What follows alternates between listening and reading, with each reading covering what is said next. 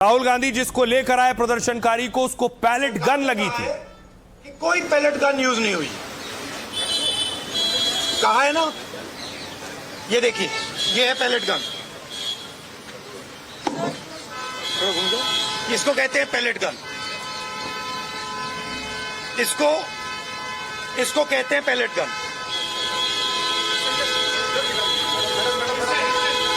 ठीक है। और इनकी आंख डैमेज हो गई है, इनकी आंख से इनको दिखाई नहीं दे रहा है। तो ये हमारे फ्यूचर है हिंदुस्तान के। ऐसे हजारों युवाओं पर पैलेट गन चलाई गई है, लाठी चलाई गई है, मारा गया है, पीटा गया है। और ये क्या कर रहे हैं? पीसफुल प्रोटेस्ट कर रहे हैं। क्यों कर रहे हैं? इनका पेपर लीक हुआ है। सरकार ने कहा है कि कोई पैलेट गन यूज नहीं हुई। अब देखिए जरा, जिस छात्र को राहुल गांधी दिखा रहे थे, ये उस छात्र की तस्वीर है। शरीर में पैलेट गन के निशान हैं, देख रहे हैं, शरीर जख्मी है, आंख में भी पैलेट गन लगी है। और देखिए जरा, उसकी बुलेट लगे हैं, पूरे हाथ को देखिए, सीधे हाथ है, एक तरफ छाती आप देख रहे हैं। ये सब पैलेट गन से जख्मी हुए छात्र की तस्वीरें आप देख रहे हैं। सवाल यह है, पैलेट गन लेकर कौन आया और पैलेट गन क्या इस्तेमाल की इजाजत थी पुलिस को?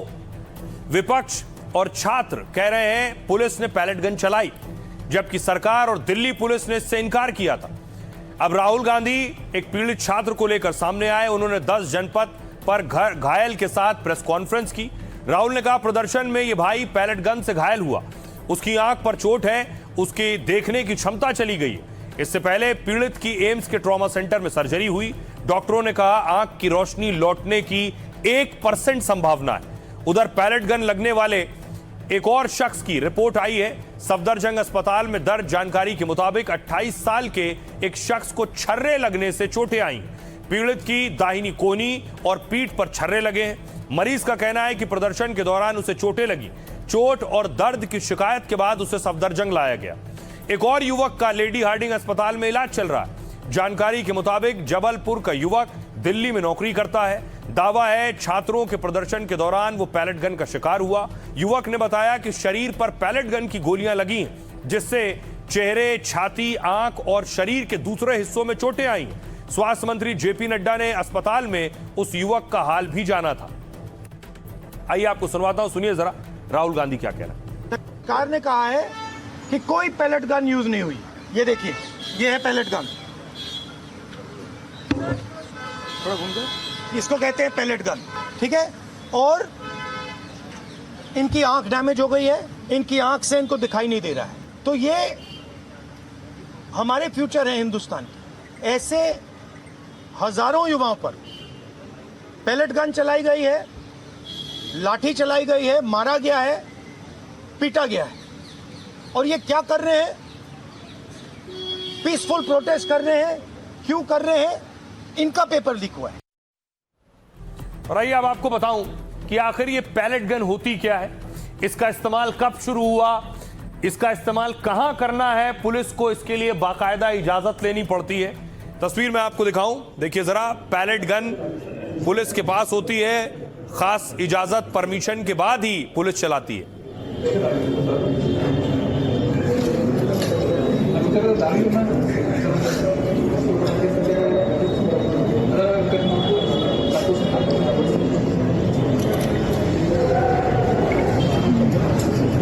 फिर उसके बाद क्या करोगे?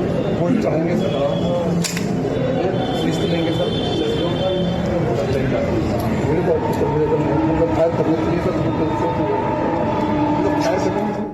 ये आप देख रहे थे पैलेट गन। अब आपको उसके बारे में बताऊं।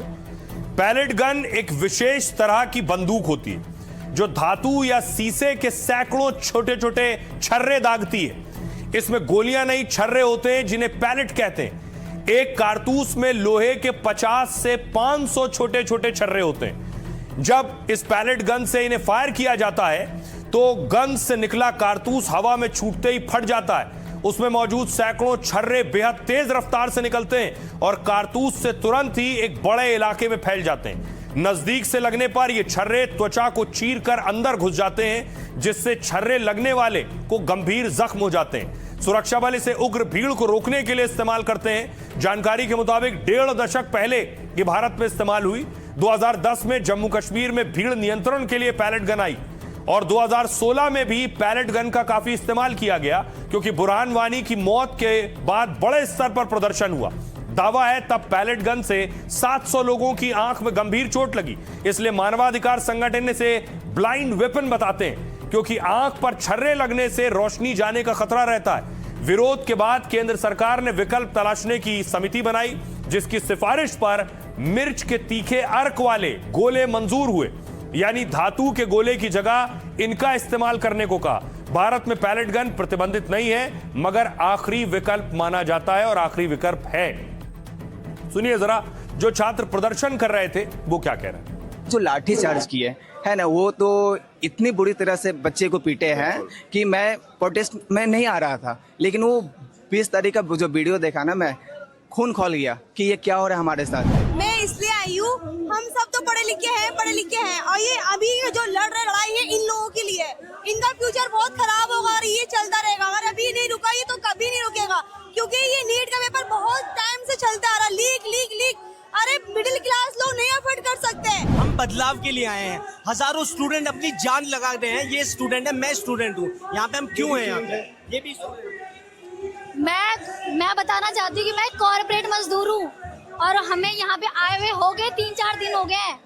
इन लोगों ने नेटवर्क बंद कर दिया है कि घर तक फोन ना करें हम लोग। नेट बंद है, वीडियो नहीं जा रही है, कॉल तक नहीं लग रही है। ये लोग कैसे भी डरा ले, पर हम नहीं डरेंगे, चाहे कुछ भी कर ले।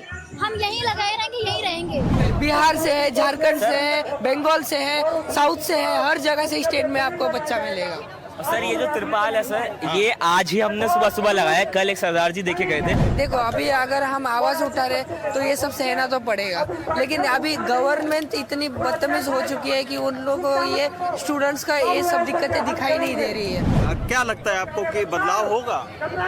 होना चाहिए। इतना जब हम कर रहे हैं तो आपको बदलाव तो करना पड़ेगा। आपका क्या डिमांड है? देखिए, हम तो एक ही चीज कहना चाहते हैं कि जो हमारे सारे भाइयों ने मिलकर डिसाइड किया है उनको ये करना चाहिए, क्योंकि एक इंसान चीजों को लेकर के लड़ सकता है, पर यहाँ पे पूरे करोड़ों लोग लड़ रहे हैं, तो वो उनको इस्तीफा देना होगा। वो इस्तीफा देंगे और उन्हें देना ही पड़ेगा। तो प्रदर्शनकारियों को आपने सुना, उन पर जो पैलेट गन इस्तेमाल किए वो तस्वीर मैंने आपको दिखाई, लेकिन इससे जुदा एक और तस्वीर भी थी। वो तस्वीर ये थी, एसीपी विवेक भगत का एक और वीडियो सामने आया जब उनको लोग मार रहे थे, वहां मौजूद प्रदर्शनकारी मार रहे थे। देखिए, डंडों से, थप्पड़ से, घूसों से।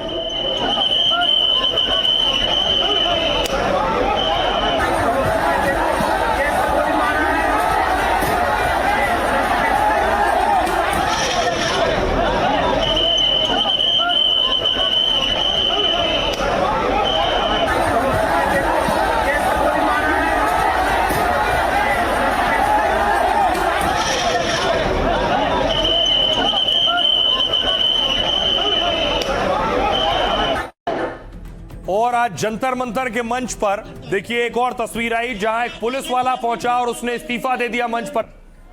और आज से उत्तराखंड पुलिस की नौकरी से सिंह रिजाइन करता है। और आज से उत्तराखंड पुलिस की नौकरी से सिंह रिजाइन करता है।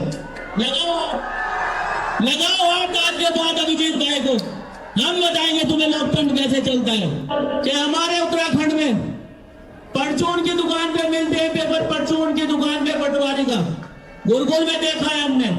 भगत सिंह ने कहा था दोस्तों, भगत सिंह ने कहा था, इस देश के युवाओं, जिंदगी अपने दम पर जी जाती है, दूसरों के दम पर सिर्फ जनाजे उठाए जाते हैं। नहीं, ये भगत सिंह का देश है और क्रांति कभी बम और पिस्तौलों से नहीं आती है। अहिंसा नहीं करनी है, इन गुंडों को हम देख लेंगे। क्रांति आती है विचारों से और विचार कर कभी मरते नहीं। आपका जो हक अधिकार छीन करके जो भाग्य बनाना चाहते हो, अगर हक के लिए।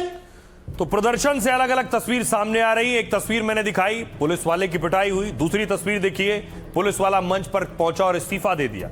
लेकिन हिंसा ना हो इसके लिए पुलिस खास कदम उठा रही है और हिंसा करने वालों पर खास नजर रख रही है। जंतर मंतर पर प्रदर्शन की पुलिस एफआरएस कैमरों से निगरानी कर रही है। एफआरएस का मतलब फेस रिकॉग्निशन सिस्टम होता है, जो कि आधुनिक तकनीक पर आधारित एआई से लैस कैमरे होते हैं। ऐसे कैमरों में संदिग्धों की पहचान करने की विशेष सुविधा होती है। ये कैमरे लाइव संदिग्धों को पहचान कर तुरंत पुलिस को अलर्ट भेजते हैं। दावा किया जाता है कि ये एफआरएस कैमरे अपराधियों के डेटाबेस से जुड़े हैं। दिल्ली के भीड़भाड़ वाले इलाकों में ऐसी कैमरा वैन की तैनाती रहती है। 26 जनवरी 15 अगस्त जैसे आयोजनों में भी इन्हें लगाया जाता है। रिपोर्ट के मुताबिक जंतर मंतर पर 2 ऐसी वैन से निगरानी की जा रही। सोशल मीडिया पर कहा जा रहा है इनसे प्रदर्शनकारियों की पहचान हो रही।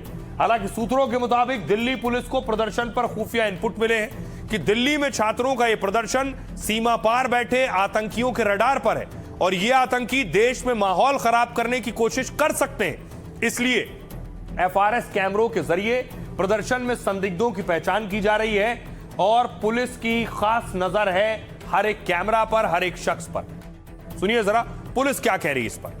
जितने भी पुलिस ऑफिसर्स हैं वो अपनी ड्यूटी पर मुस्तैद हैं और उनकी जो ब्रीफिंग है वो प्रॉपर है।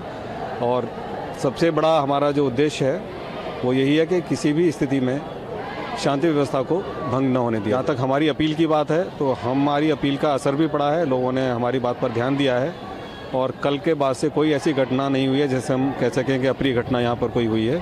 तो इसी तरह के अरेंजमेंट को हम लोग सारी हमारे जितनी भी फोर्स है मिलकर इसको मेंटेन करेंगे। पुलिस नजर रख रही है, दूसरी तरफ यूनिवर्सिटी भी छात्रों पर नजर रख रही है। कई यूनिवर्सिटी के अलग अलग आदेश हैं, उनमें दिल्ली की बड़ी बड़ी यूनिवर्सिटी शामिल है। क्या कहा है उन्होंने अपने छात्रों से। दिल्ली यूनिवर्सिटी की एडवाइजरी पर संग्राम है। डीयू देखिए सबसे पहले। दिल्ली विश्वविद्यालय ने जो एडवाइजरी जारी की है उसमें छात्रों और शिक्षकों को प्रदर्शनों से दूर रहने को कहा है। कहा इस तरह की गतिविधियां छात्रों की सुरक्षा के लिए खतरा है, बल्कि उनके रिकॉर्ड और करियर पर भी असर डाल सकता है। अवैध गतिविधि में शामिल हुए तो कानूनी कार्रवाई हो सकती है। दरअसल आंदोलन में डीयू से जुड़े कई छात्र संगठन सक्रिय हैं। इसमें एसएफआई, आईसा, एआईएसएफ और कई स्वतंत्र छात्र शामिल हैं। राहुल गांधी ने आपत्ति जताकर कहा आपकी हिम्मत कैसे हुई, छात्रों को रोकने वालों से समय आने पर हिसाब लेंगे। जेएनयू की ओर से कहा गया है कि सभी सदस्यों को सलाह देते हैं वो जिम्मेदारी से काम लें और व्यक्तिगत सुरक्षा को प्राथमिकता दें।